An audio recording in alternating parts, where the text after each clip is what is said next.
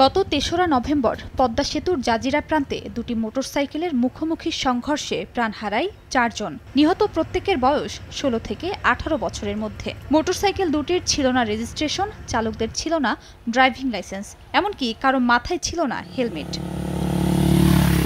বেপরোয়া গতি ও হেলমেটবিহীন মোটরসাইকেল চালানোর প্রবণতা বৃদ্ধি পেয়েছে শরীয়তপুরে। এমনকি স্কুল কলেজের শিক্ষার্থীরাও প্রকাশ্যে সড়কে মোটরসাইকেল চালাচ্ছে। তোমার হেলমেট নাই, তুমি কিভাবে গাড়িটা চালাও? না, হেলমেট আসলে সামনে যেতেছি তো, আবার যে গাড়ির চাকা সমস্যা। পুলিশের তথ্য মতে গত ৫ মাসে শরীয়তপুরে মোটরসাইকেল দুর্ঘটনা হয়েছে ১৭টি। এতে প্রাণ হারিয়েছেন অন্তত ১৪ জন।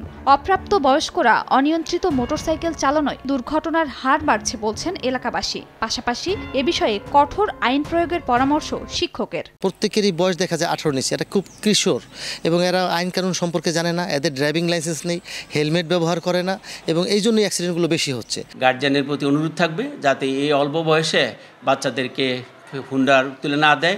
দুর্ঘটনায় প্রিয়জনদের হারিয়ে বাকরুদ্ধ পরিবারগুলো। তাদের দাবি ট্রাফিক আইন বাস্তবায়নে কঠোর আইন প্রয়োগের। আমাদের ভাই জীবনটা চলে গেছে আজকে এই শুধু ভুলভাল বাইক চালানোর কারণে। এত ছোট ছোট বাচ্চারা কেন মোটরসাইকেল চালাইব?